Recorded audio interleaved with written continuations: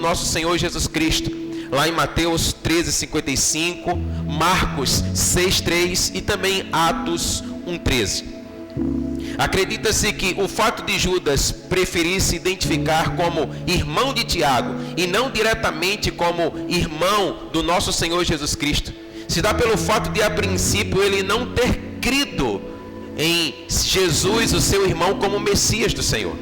E por isso, então, ele se apresenta como o irmão de Tiago. Aliás, o próprio Tiago, ele também se apresentava como o servo de Cristo. Porque a princípio também o próprio Tiago, ele também não creu em Jesus como o Messias. Então, quando eles se apresentavam como servos de Cristo, a intenção era ratificar que eles reconheciam que Jesus era o Messias e, portanto, eles se submetiam ao seu senhorio. Amém? Olha, há diferentes opiniões acerca dos destinatários dessa epístola. Alguns acreditam que ele escreveu aos crentes da Ásia Menor, aos quais também a segunda epístola de Pedro, ela foi escrita. Outros defendem que ele escreveu aos crentes da Palestina. E se você observar no conteúdo da carta, nos versos 7 a 11, há muitas referências históricas dos judeus. E segundo os que acreditam que ele escreveu para os crentes da Palestina, isso se dá por razão desses textos. Alguns acreditam que Pedro se utilizou da carta de Judas para escrever a sua segunda carta. Outros acreditam que Judas se utilizou da segunda carta de Pedro para escrever a sua carta. E isso traz para nós uma imprecisão acerca de quando de fato a carta ela foi escrita. Mas o que eu quero chamar a sua atenção é que tanto Pedro quanto Judas, eles estavam alarmados quanto ao número de falsos ensinadores e, consequentemente, falsos ensinos estavam encontrando um lugar na igreja de Cristo. E a epístola, então, ela foi escrita para prevenir os cristãos acerca de ideias erradas, de ideias que não eram cristãs, que não provinham do Senhor e que estavam causando um grande mal no meio da igreja. Havia de fato uma disseminação de um falso ensino, uma apostasia séria e grave, que Paulo, por sua vez, havia alertado que estava acontecendo também no exercício do seu ministério. Lá em Atos 20, 29 e 30, Paulo disse assim: olha, eu sei que depois da minha partida, entre vós penetrarão lobos vorazes, que não pouparão o rebanho, e que dentre vós mesmos se levantarão homens falando coisas pervertidas para arrastar os discípulos atrás deles. Portanto, vigiai, lembrando-vos que por 3 anos, noite e dia, não cessei de admoestar com lágrimas a cada um. Você pode dizer amém? Então, olha, falsos ensinos e falsos profetas também estavam preocupando Judas. E é então com essa intenção que ele escreve a sua carta. E ele escreve com uma intenção muito clara. Eu queria que você observasse o verso de número 3 da epístola de Judas. Ele diz assim: olha, amados, quando eu me empenhava para escrever-lhes a respeito da salvação que temos em comum, eu senti que era necessário corresponder-me com vocês para exortá-los a lutar pela fé que uma vez por todas foi entregue aos santos. Amém?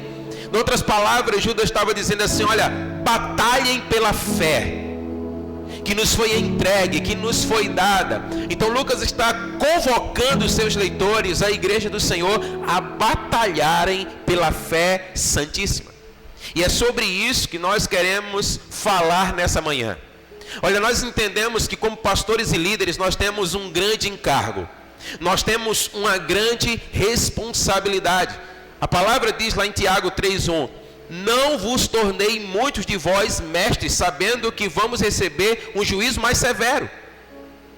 Portanto, é preciso compreender que ser pastor ou liderar não é status, mas há uma responsabilidade. E nós seremos cobrados por essa, tão grande dádiva que o Senhor assim, Ele nos tem concedido.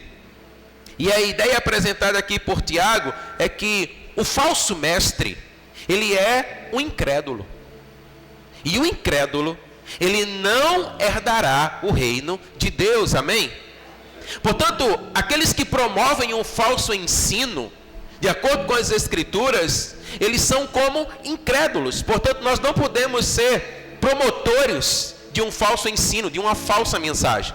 Mas nós precisamos ser íntegros e nós precisamos apresentar o Evangelho assim como ele é. E olha, semelhante aos dias de Judas, nós vivemos dias de apostasia. Nós vivemos dias de abandono da fé. Nós vivemos dias onde muitos têm andado segundo o desejo do seu próprio coração. E estes dias eles foram profetizados. O apóstolo Paulo, escrevendo a Timóteo na sua primeira carta, capítulo 4, pelo Espírito ele disse: nos últimos dias, alguns apostatarão da fé por obedecerem a espíritos enganadores e a ensino de demônios. E pela hipocrisia dos que falam mentiras, estes teriam as suas mentes cauterizadas. Então note que o afastamento da fé, ou o abandono da fé, não seria um evento repentino, declara Paulo, mas seria algo gradual, algo que de fato acontecerá, e nós temos visto isso acontecer. O mesmo Paulo, escrevendo ao mesmo Timóteo, agora na primeira carta, ele diz assim, olha, que a apostasia, ela tem se caracterizado por aquilo que ele chamou de coceira ou comichão nos ouvidos. É você ouvir aquilo que você quer ouvir. Mas eu entendo que talvez você querer ouvir, se satisfazer com aquilo que você quer ouvir, não é tão nocivo quanto nós ministrarmos aquilo que as pessoas querem ouvir. Porque essa é a nossa responsabilidade. Não é ministrar aquilo que as pessoas querem, mas sim aquilo que elas precisam. Porque o apóstolo Paulo, quando escreveu aos Coríntios, ele disse assim, olha, a única coisa que o Senhor requer de vocês, ministros do Senhor, é que vocês sejam dispenseiros fiéis. Você pode dizer amém? Então o Senhor espera de mim e de você fidelidade. Então muitos com coceira ou comichão nos ouvidos têm abandonado a verdadeira fé em busca de uma satisfação da sua própria paixão e do seu próprio desejo. E nós, como ministros do Senhor, nós não podemos concordar com isso. Nós não podemos simplesmente pregar aquilo que as pessoas querem ouvir, mas aquilo que de fato está no coração de Deus para cada uma delas, amém? Então olha, diante disso, Judas, escrevendo aos seus leitores, ele disse que sentiu a necessidade de exortá-los a batalharem pela fé. Essa é uma expressão interessante, queridos. Porque, olha, batalha fala sobre luta. Fala sobre algo onde você vai precisar empenhar força. E é interessante porque essa expressão, exortando-vos, significa chamar para perto. Então, olha, era um chamado para estar ao lado. É interessante porque a expressão ela também tem um sentido de convocação e encorajamento, e ainda de alegria e de regozijo. Então Judas, ele estava assegurando certos indivíduos, eles têm se infiltrado, eles têm se introduzido na igreja com dissimulações, pregando uma satisfação imediata, que é baseada unicamente em paixões e desejos, que são frívolos, que são superficiais, que são fúteis e de pouco valor. Então, diante disso, ele declara: batalhem pela fé, lutem pela verdadeira fé. Ele estava dizendo aos seus leitores: vocês não devem amoldar os seus corações a esse falso ensino, porque ele é passageiro, porque ele é banal. Mas muitos estavam seguindo esses falsos ensinamentos. E Judas então traz uma palavra de encorajamento. Você pode dizer amém? Sabe, quando as coisas, muitas vezes elas não estão saindo exatamente do jeito que nós desejamos, e nós não podemos aqui ser hipócritas, porque o desejo do nosso coração é que o nosso ministério cresça, sim ou não? Sim, nós desejamos isso. E o nosso ministério crescer, isso fala do crescimento e do avanço do reino. E esse é o desejo do nosso coração. Mas quando isso por alguma razão não acontece, muitas vezes nós vamos ser pressionados a querer moldar a nossa mensagem, de forma que ela se torne aceita, para que então haja um crescimento. E aí, querido Judas, ele traz uma palavra dizendo assim: olha, estejam perto, estejam ao lado. Eu quero encorajar vocês a permanecerem fiéis. Você pode dizer amém? Por isso ele estava dizendo: batalhem, lutem intensivamente pela fé. Então o pseudo-evangelho pregado por aqueles que baseavam a alegria e a felicidade em paixões e desejos pessoais estava atacando a fé e a verdade central do evangelho. Agora entenda que com isso nós não estamos aqui alegando que a pregação do evangelho ela não traz satisfação, a pregação do evangelho não traz alegria, a pregação do evangelho não traz contentamento, muito pelo contrário, irmãos. A palavra diz que o reino de Deus ele é alegria, justiça e paz, amém? Então, o evangelho de fato do Senhor Jesus Cristo, ele vai trazer consigo todas essas coisas. Mas o que Judas estava dizendo é: não se afastem da verdadeira fé. Não se afastem do verdadeiro evangelho. Cheguem para perto. Nós precisamos estar perto, nós precisamos estar juntos, nós precisamos estar coesos em torno do verdadeiro evangelho. Então, lutem para estar perto e batalhem intensivamente, amém? Agora é interessante porque ao mesmo tempo que Judas os chama para perto e os encoraja, Judas os adverte. Eu queria que você observasse comigo os versos 5 a 7. A palavra diz assim: embora vocês já estejam cientes de tudo de uma vez por todas, eu quero lembrar a vocês que Jesus, tendo libertado um povo, tirando-o da terra do Egito, destruiu depois os que não creram. E a anjos os que não guardaram seu estado original, mas abandonaram o seu próprio lugar. Ele tem guardado sob trevas em algemas eternas para o juízo do grande dia. Igualmente Sodoma, Gomorra e as cidades vizinhas, que também se entregaram à imoralidade e adotaram práticas contrárias à natureza, foram postas como exemplo do castigo de um fogo eterno. Você pode dizer amém? Queridos, nesses versos, Judas, ele recordou exemplos de como a desobediência ao Senhor provocou um juízo divino. E Judas, ele apontou para o fato de que Deus, ele não poupou nem mesmo a anjos que se rebelaram, aqueles que deixaram o seu estado original. E a palavra diz que o Senhor os aprisionou para o dia do juízo. Com isso ele afirma que aqueles que se manteram em desobediência, se mantiveram em desobediência, eles receberão da parte do Senhor um justo juízo, amém? Alguns afirmam que esse aprisionamento aqui, mencionado por Judas, é uma referência a 1 Enoque, um livro apócrifo que provavelmente era do conhecimento dos leitores de Judas, onde o mesmo afirma que alguns anjos que se rebelaram na rebelião de Satanás, eles foram imediatamente presos e algemados para o dia do juízo final.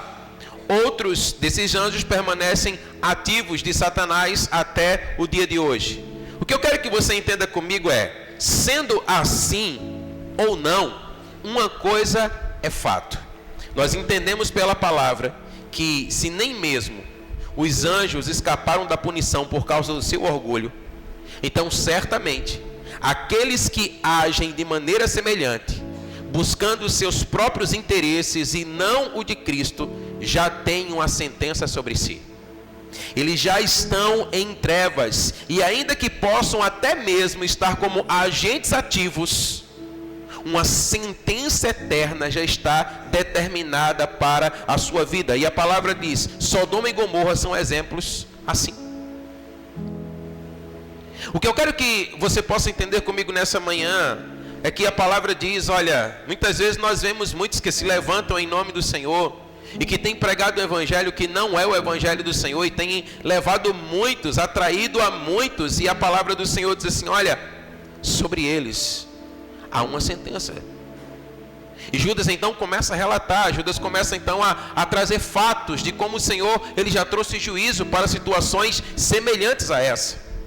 E é interessante porque Judas ele vai declarar no verso 8 que esses falsos mestres, eles são como sonhadores alucinados. Exatamente isso que diz a palavra.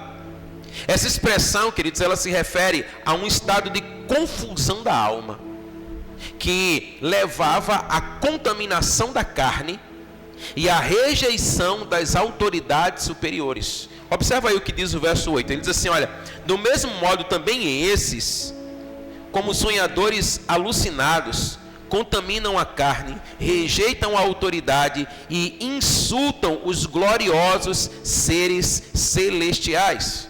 Ou seja, a mente desses homens estava insensível para a verdade da palavra de Deus, de modo que eles eram seduzidos e iludidos pelos seus próprios desejos. A única coisa que lhes satisfazia era o desejo do seu coração. E com isso, diz a palavra, eles contaminavam a sua carne de maneira semelhante aos de Sodoma e ao de Gomorra. É interessante porque, olha, os apóstatas, eles têm pouco ou nenhuma restrição moral. Aliás, uma de suas características frequentes é o estilo de vida imoral. E não é exatamente isso que nós temos visto de uma forma disseminada nos nossos dias.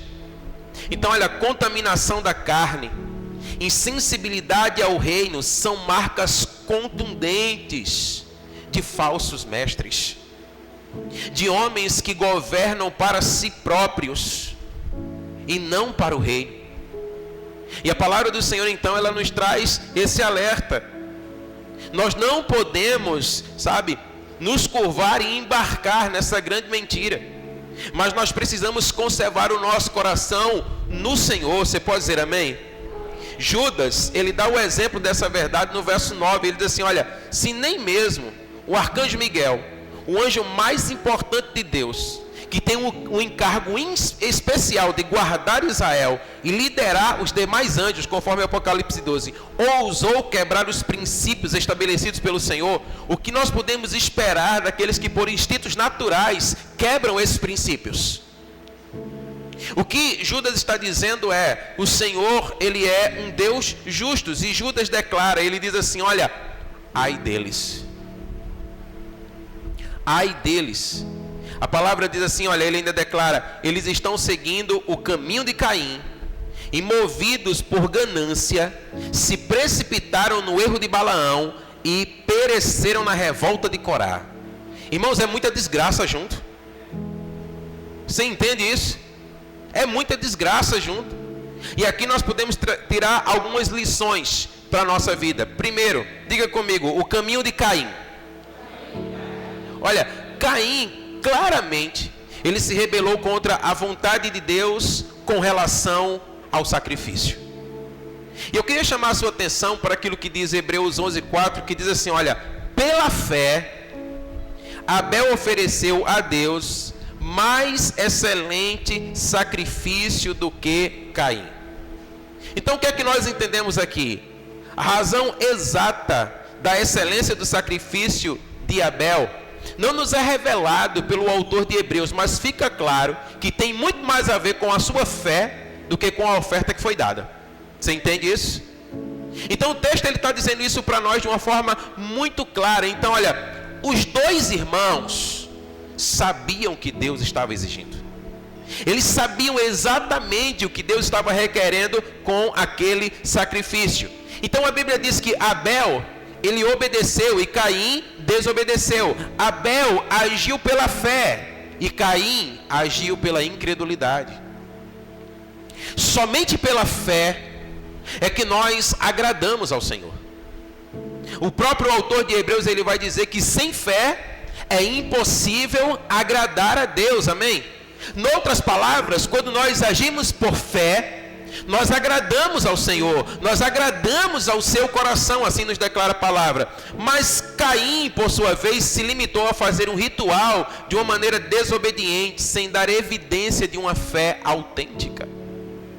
Então, olha, o que Judas está declarando é que o verdadeiro ministro, ele vive pela fé e não por ritos vazios.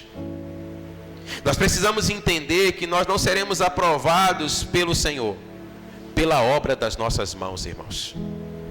Aliás, a palavra vai dizer que muitos que têm feito grandes obras serão reprovados. Naquele grande dia, muitos vão dizer: Senhor, em teu nome nós fizemos milagres, em teu nome nós expulsamos demônios, em teu nome nós fizemos maravilhas. E o Senhor lhes dirá: não vos conheço, apartai-vos de mim para o fogo eterno. E certamente não é isso que nós desejamos para a nossa vida, amém? E certamente não é isso que nós iremos ouvir naquele grande dia, diga amém. Mas nós vamos ouvir o Senhor dizendo: filhos benditos, venham para o reino que eu vos tenho preparado, amém? Mas para isso é preciso agir e viver pela fé. E o que é agir e viver pela fé? É aquele que não vive pelos seus próprios interesses. Entenda uma coisa, eu entendo que o reino de Deus, ele nos abençoa. Você pode dizer amém? Ele nos abençoa. Eu entendo que todo ministro do Evangelho, ele deve ser honrado e ele deve ser abençoado. Mas nós não podemos confundir isso com falsos interesses. E aquele que de fato procura agradar ao Senhor e vive pela fé, ele não vive em busca dos seus próprios interesses, mas ele entende aquilo que o Senhor Jesus declarou quando disse a Pedro: olha, nós temos deixado tudo para te seguir, como é que fica a nossa vida? E o Senhor disse: ainda nessa vida, 100 vezes mais de tudo que vocês deixaram, vocês vão receber, amém? Então essa é uma palavra que ela continua valendo para os nossos dias hoje. Mas o que o Senhor tem colocado no nosso coração, queridos, é que nós não podemos nos curvar a interesses escusos. Nós não podemos ficar querendo procurar aparecer nos holofotes para que possamos ser beneficiados. Porque, aliás, a intenção do nosso coração deve ser abençoar. Nós fomos chamados para abençoar, amém? O Senhor chegou para Abraão e disse: ei, você seja uma bênção. Agora, para você ser uma bênção, você pode ficar certo que eu vou te abençoar. E aqueles que se levantarem contra você, eu mesmo amaldiçoo. Então nós somos chamados de fato a viver pela fé. Nós não podemos contaminar a carne. E nós não podemos rejeitar os princípios espirituais que foram estabelecidos por Deus. Nós precisamos atentar para isso. Então o Senhor estava dizendo aqui, olha, por meio de Judas, que nós devemos ter muito cuidado com o exemplo ou o caminho de Caim. Nós não fomos chamados, irmãos, para apresentar ao Senhor rituais vazios, mas um ministério que ele de fato é fundamentado na fé, amém? Fundamentado na fé. Sabe, deixa eu dizer algo. Essa semana nós estávamos conversando, eu e a Albânia, e a gente estava conversando a respeito disso. Sabe, parece que alguns, eles têm se vendido em busca de benefícios. E nós não fomos chamados, irmãos, para nos vender. Muitos têm batido muitas portas com um pires na mão, procurando benefícios próprios, ou quem sabe beneficiar até a sua própria igreja.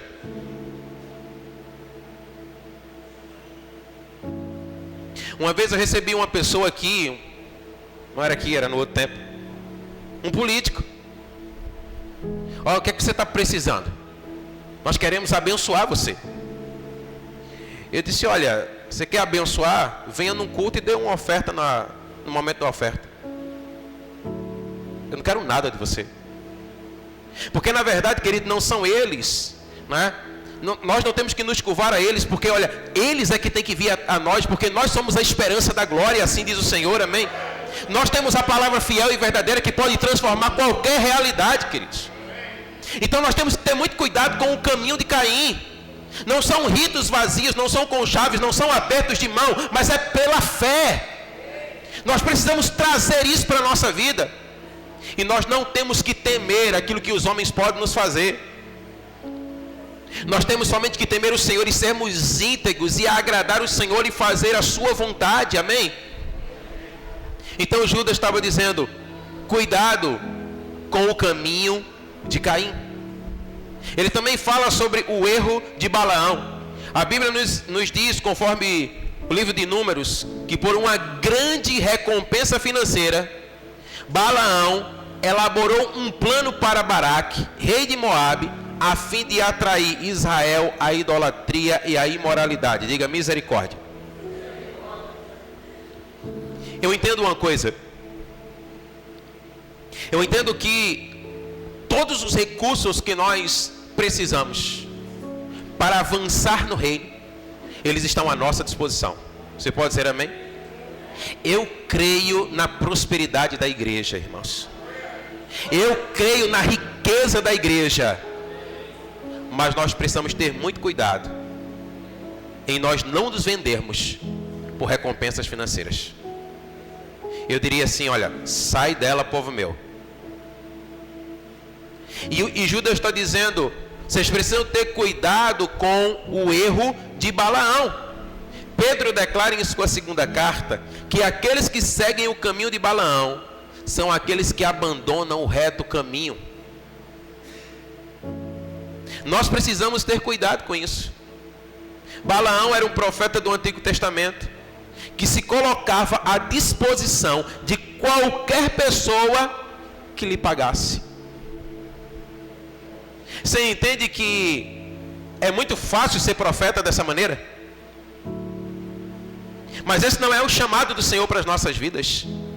Então o Senhor está dizendo, olha, cuidado, não incorram no erro de Balaão, não se vendam, mas o Senhor diz, eu mesmo suprirei todas as vossas necessidades. Você pode dizer amém? Então olha, em busca de riqueza, de popularidade, Balaão se vendeu.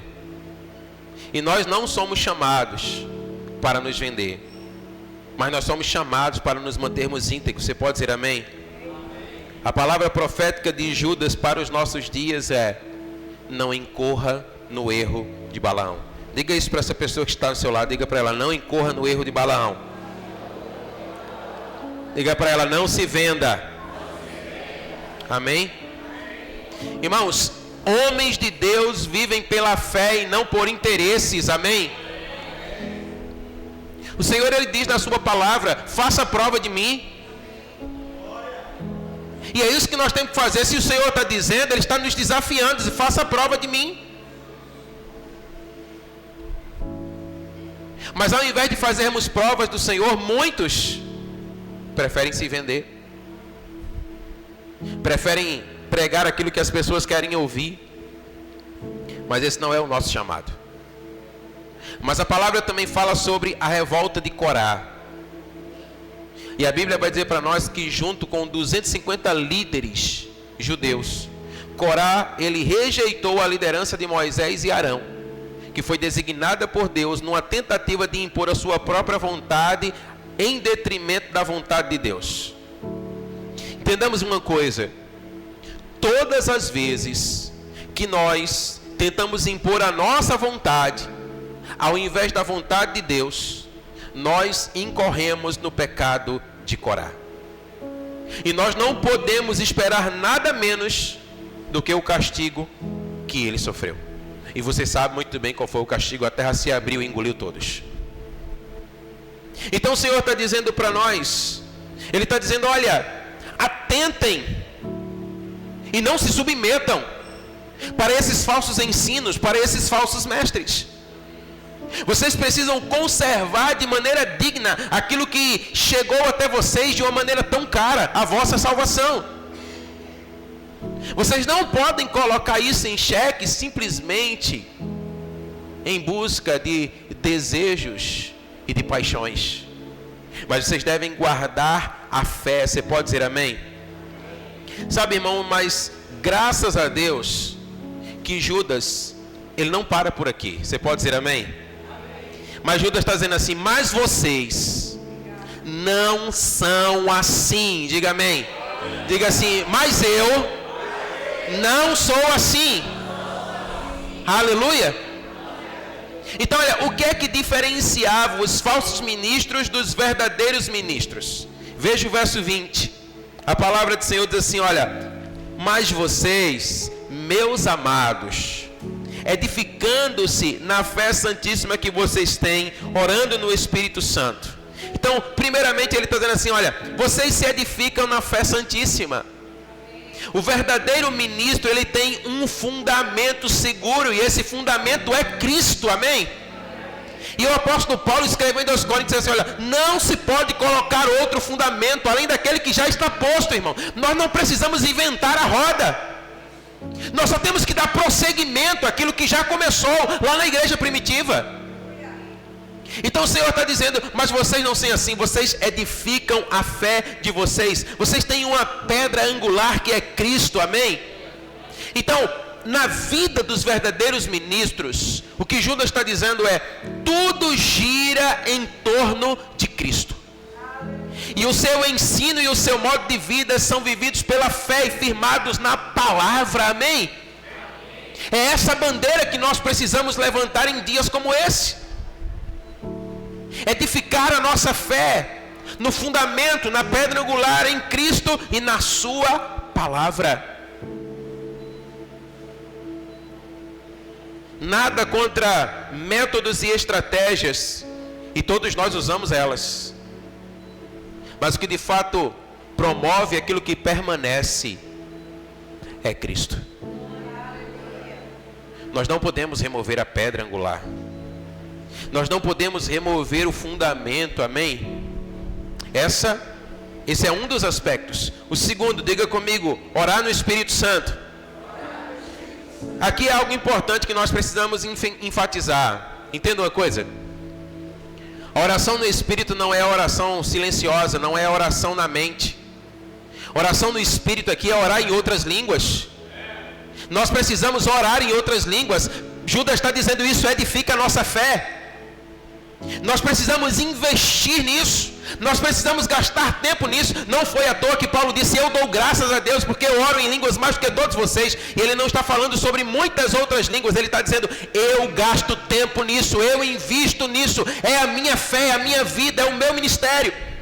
E Paulo está dizendo: mas vocês não são assim, vocês oram no Espírito, vocês investem. Esse tipo de oração vai te levar a uma vida controlada pelo Espírito, irmãos. Orar no Espírito Santo edifica a fé. Quando eu gasto tempo, quando você gasta tempo orando em línguas, nós estamos investindo na nossa fé. Então nós precisamos primeiro orar mais, e segundo, nós precisamos investir mais nesse tipo de oração, conforme declara a palavra do Senhor.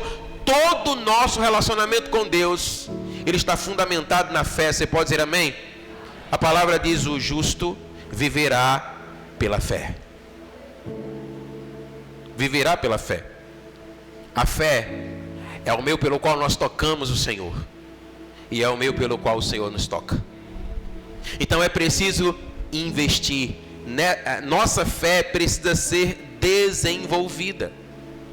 O nosso Senhor Jesus Cristo, ele mencionou diferentes níveis de fé ao elogiar a fé de alguns. E a oração no Espírito não é para um momento de êxtase no culto. Muitos se limitam a orar no Espírito quando estão num culto. Isso é uma prática diária e constante que você deve carregar com você. É algo que você deve levar para a sua vida. Está dirigindo o carro, está viajando, vai orando em línguas, vai orando no Espírito. Você precisa investir nisso na sua vida, para edificar a sua fé, amém? Essa é uma das maneiras de nós nos blindarmos contra a apostasia, está dizendo Judas. Ora no Espírito, investe nisso, fortalece teu espírito, blinda o teu espírito contra aquilo que o diabo muitas vezes vai querer lançar contra você. E a terceira verdade que ele compartilha conosco: guardando-se no amor de Deus. Você pode dizer amém? Os verdadeiros ministros, irmãos, obedecem ao imperativo divino de se guardarem no Senhor. Eles obedecem, permanecem em posição de obediência. De que maneira? Edificação individual, orando no Espírito e esperando a consumação da vida eterna. Está no verso 20, a palavra diz isso. Seus olhos estão em Cristo, e a maneira como ele vive na terra reflete a glória de Cristo. Amém? Assim declara a palavra do Senhor. Então olha, eu entendo, como diz a minha esposa, que essa não é uma palavra das mais fofinhas, mas ela é uma palavra necessária. Ela é uma palavra para esses dias. O Senhor, com muita misericórdia e com muito amor, alcança o nosso coração nessa manhã para dizer: olha, se por alguma razão você está sendo cercado, se por alguma razão, conversas lisonjas estão chegando até você, querendo, assaltar o seu coração, roubar o seu coração, cuidado com o caminho de Caim, cuidado com o caminho de Balaão. Você vive pela fé. Amém? Vocês não são assim. O que nós precisamos, irmãos, de fato, é levantarmos um estilo de vida na terra que glorifique o nome do Senhor. Amém? Pastor, mas e daqueles que levam vantagens e que têm os seus nomes estampados aqui e que vale mais naquele grande dia? Você ouvir do Senhor: filho amado, bendito, entra no reino eterno que eu tenho preparado para vocês. Entenda com isso, eu não estou dizendo que ter um ministério grande, que ter um nome estampado, é sinônimo de ser malfeitor e de ser falso mestre. Muito pelo contrário. Tem grandes homens, grandes mulheres de Deus que estão fazendo a diferença nessa nação. E eu quero declarar no nome de Jesus que assim será sobre a sua vida também. Amém? Mas o que eu quero que você entenda é: quando essas coisas começarem a acontecer na sua vida, não se venda. Continue se mantendo íntegro. Continue se mantendo fiel. O Senhor conhece suas necessidades e Ele supre suas necessidades. Supra no seu pastor Maurício. Ele supre. Ele sabe que você precisa. E se Ele olhar para você e Ele dizer assim: olha, há fidelidade na vida desse camarada aqui, é a Bíblia que diz: eu vou tirar daquele que não tem fidelidade, vou colocar na mão daquele que tem fidelidade, porque esse daqui faz o reino crescer. Não é assim na parábola dos talentos? Um recebeu 2, um 5. Agora me confundi, foi tudo. 2 e o 5 e 1. Aquele que recebe 2 multiplica, o que recebe 5 multiplica, o que recebe 1 enterra, achando que está fazendo grande coisa. Porque também, olha, tem aquela síndrome, de achar que só quem faz o reino e a glória de Deus acontecer, quem é pequeno, que não cresce. Precisamos arrancar isso da nossa mente, irmãos. Não é de Deus. O reino de Deus, naturalmente, ele cresce. Ele foi feito para crescer, para se expandir. Amém? Nós devemos avançar e manifestar o reino de Deus. O Senhor disse: olha, quando vocês encontraram um enfermo, cura. Quando encontrar um endemoniado, expulsa o demônio. Manifesta a minha glória na terra. Então nós não fomos chamados para ficar enclausurados. Mas o Senhor está dizendo assim: olha, se você não for fiel, eu vou tomar de você e vou colocar na mão daquele que está dando fruto. Aí tem alguns que às vezes não entendem. O pastor Paulo gosta muito de uma frase que diz assim: as águas só correm para o mar. É porque muitas vezes tem gente que está fazendo e tem gente que não está fazendo. O Senhor diz: não, vou colocar na mão de quem faz, porque eu sei que vai avançar. Quer fazer a diferença? Deus conta com você. Deus quer usar você. Deus quer usar o seu ministério. Deus quer usar a sua vida. Deus quer usar as suas ovelhas. Mas o Senhor só está exigindo uma coisa de nós: fidelidade, integridade. Vamos apontar para Cristo com a nossa vida e com o nosso ministério. Amém? Então essa palavra, ela não é para trazer um peso para nós, mas ela é para trazer encorajamento. Eu espero que você receba essa palavra no Espírito, porque ela é para trazer encorajamento para você dizer assim: eu vou permanecer, eu vou perseverar, eu vou avançar. Amém? Então, de que maneira nós vamos avançar, permanecer e perseverar? Nos guardando do caminho de Caim, desviando do erro de Balaão, sabe? E afastando de nós a revolta de Corá. Nós vamos edificar a nossa fé. Nós vamos gastar tempo da nossa vida orando no Espírito. Nós vamos nos guardar no amor de Deus, amém? O Senhor espera isso de nós. E eu creio que Ele tem muito a fazer através de você, através da sua vida, através do seu ministério. Se você crê nisso, diga amém, se coloca de pé no seu lugar.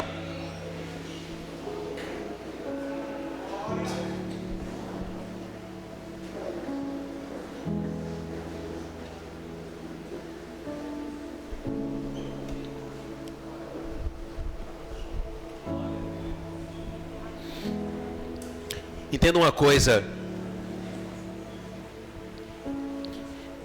se tudo isso está escrito aqui, é porque existe um risco, e nós não podemos achar que nós não podemos cair nesse risco, irmãos. Você vai ver que na mesma hora o Senhor estava dizendo para Pedro, essa revelação só pode ter vindo do céu, meu amigo. Não foi carne nem sangue que te deu essa revelação.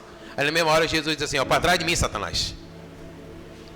O mesmo Pedro, que se abriu para a revelação do céu, agora estava se abrindo para a intromissão de Satanás. Então essa palavra não está aqui por um acaso. Nós precisamos nos guardar. Deus conta com você. E Deus quer encontrar você assim como Ele te lapidou, assim como Ele te preparou, amém? Se você for fiel, guarde bem isso que eu vou dizer do seu coração. Você não precisa sair por aí procurando nada. As coisas vão chegar até você, querido. Você não vai estar precisando buscar a favor de ninguém. Deus mesmo vai trazer para você. Porque Ele sabe que se Ele colocar na sua mão, você vai fazer. Você é fiel. Amém?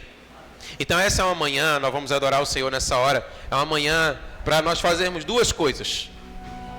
Primeiro, se porventura você percebe que você está pendendo para o caminho de Caim, para o erro de Balaão, para a revolta de Corá, arrependa-se nessa manhã, no nome de Jesus. E a palavra do Senhor diz que o Senhor, Ele é fiel. Ele é fiel para nos perdoar e nos purificar de todo o pecado, amém? Ele não rejeita aqueles que vêm a Ele com um coração contrito e quebrantado.